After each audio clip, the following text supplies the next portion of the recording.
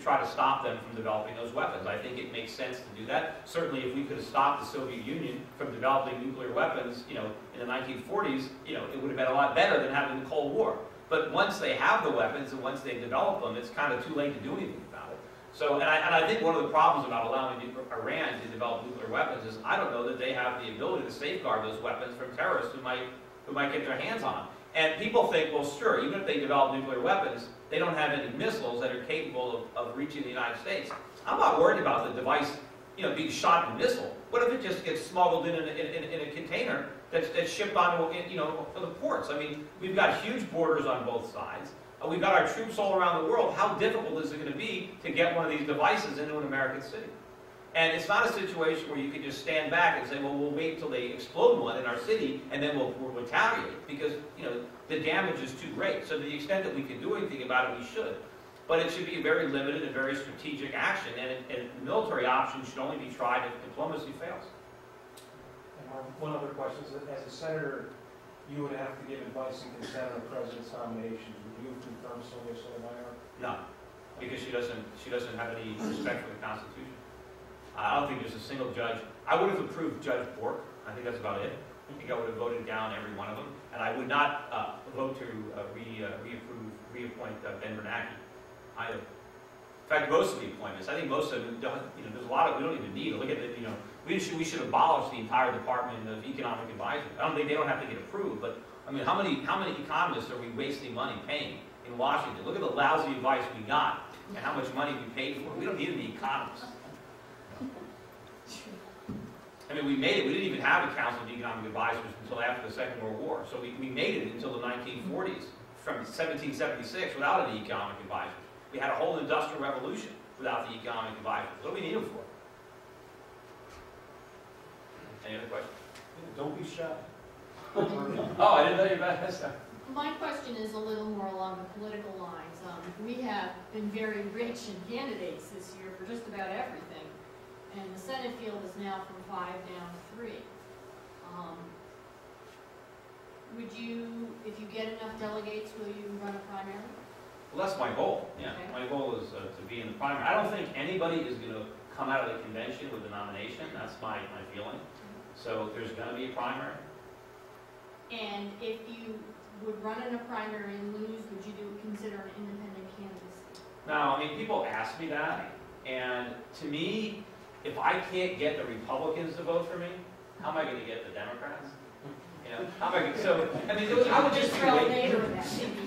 just be wasting my time, and I'm not about wasting time. I mean, I'm running because I think I have an actual chance of winning, and I think if I win, there's a chance that I can actually make a difference.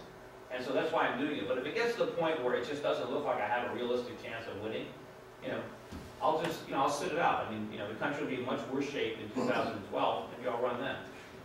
When you talk about sitting it out, would that mean you would not back the candidate that the party nominates?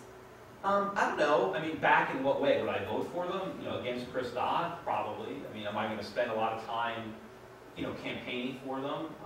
The problem is, I don't think, from what I've known about my opponents, I don't really see that having them in the Senate is going to make a difference, considering there are plenty of Republicans in the Senate right now, and they had opportunities to do things and they didn't. When the Republicans are out of power, like they are now, I hear them speak sometimes, and I say, yeah, that's right. They say all the right things, but when they're in power, they do all the wrong things. And so I don't know that there's anything about my opponents that really makes me believe, they're going to be different. They really believe in these principles. And I look at Rob Simmons' voting record when he was elected. So is Senator Simmons going to be different than Congressman Simmons? I don't know why. Linda McMahon. I mean, I have no idea.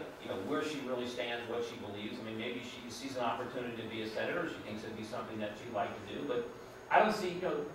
There are other wealthy people that have bought their way into the Senate, and I don't know what they've done any differently than the career politicians. They can criticize the career politicians, and it makes sense, but when they get there, they seem to be indistinguishable from them. So, is Dodd particularly bad? Yeah. I mean, I think he's probably one of the worst senators there is. He's been there for 30-some-odd years. Before that, he was in Congress. He's never really worked in the private sector, so I think it's about time he left.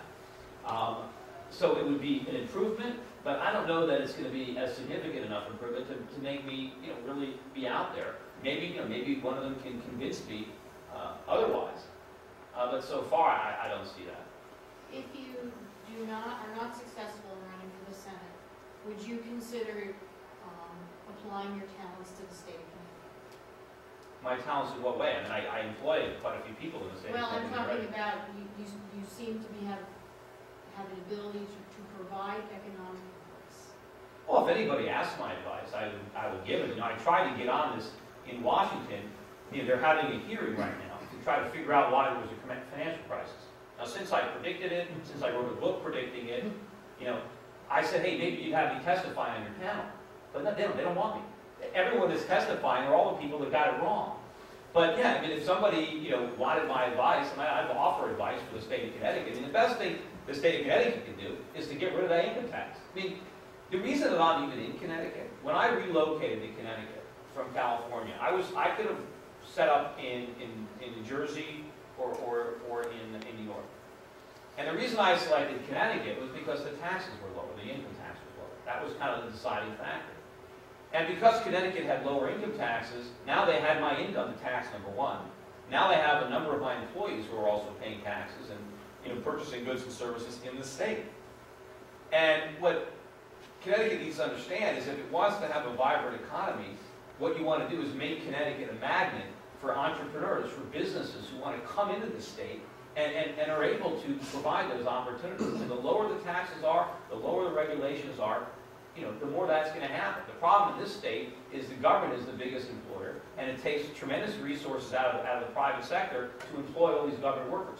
What has to happen is we have to shrink government, get rid of the income tax, so that entrepreneurs will come into the state, expand businesses, relocate, and employ all the people that we lay off from the public sector that are going to get better jobs and make more money, and the state's going to be a lot more prosperous.